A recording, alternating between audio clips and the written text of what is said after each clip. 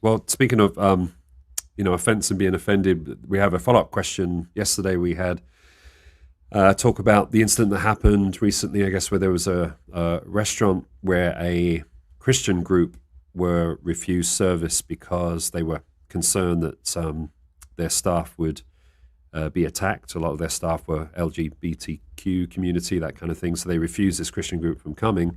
Kind of a flip of the cake making, that kind of thing. So we kind of had a discussion about that. But well, now it's in legislation. We're going to be basically subjected to the same treatment Alex Jones was if an activist chooses to target a church. Right.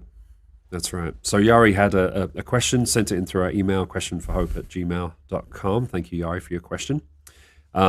He shared that recently had experience where he went into a chick-fil-a, a known Christian establishment. Not anymore. And, Christian-ish. Christian-ish. They observe Christian-like. one aspect of a Judeo-inspired ethic, but Not go being on. open on Sundays. Chicken? No.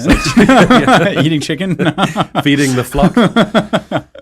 And he said a homeless man came in and was kind of rejected and not treated well. And the following day he was in a McDonald's, a secular place, so to speak, and was treated a lot better. So basically the question is, he found that to be a bit of a hypocrisy, and how should we deal with hypocrites? Yeah, three things. First of all, give Chick-fil-A the benefit of the doubt, because being in an organization that deals with homeless people from time to time, you rarely encounter them the first time without taking away some impressions. You don't know if, based on your experience, he had been belligerent or aggressive, that he had been harassing staff outside before, and they were setting a boundary or not. Now note, if a restaurant refuses service to someone, that's allowed. It's not a stand for religious liberties. Once again, Chick-fil-A is not a Christian organization and don't really claim to be anymore. It's a chicken shop.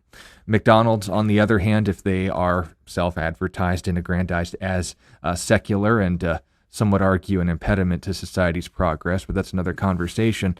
They treat them well. Again, it's the same issue. They may have only seen this homeless man for the first time. Someone comes to them in need. They're willing to do it. Good on them. They did a good thing. But it's no more a reflection of McDonald's versus Chick-fil-A because we don't have the whole story. We need to be careful in rushing to conclusions. The third thing, though, and this is assuming all of the data is correct, and someone doesn't do something that's Christ-like, the key is don't follow the mistakes of those in front of, around, or before you. If someone doesn't act like Christ, that's not a mark against Christ. That's a mark against them. If someone behaves like Jesus, that's not a plus for them. That's showing that Jesus is a model worth following, and they got that. So again, and I deal with this with my conversations with pagans all the time. Christians burn down shrines and stuff, and I say, how many shrines did Jesus burn down? And if they're honest, they'll say none. Usually they just change the topic and go on another rabbit trail. But the point being made is this. If a Christian doesn't act like Christ, they're by definition not acting like a Christian. If a restaurant business's staff employees don't act like restaurant business staff employees, then they are not acting like employees. If a Christian restaurant staff employee doesn't act like a Christian or restaurant staff employee, you need to judge that on an individual basis, not as the whole. If Jesus modeled tending to the needs of the poor, then we as Christians do well to model that. If a Christian that you met, or a Christian organization that you met, or an organization you call Christian but didn't do that, that's on them, not on him. Make sure that you judge the religion on its founder, not on its abusers. Very good.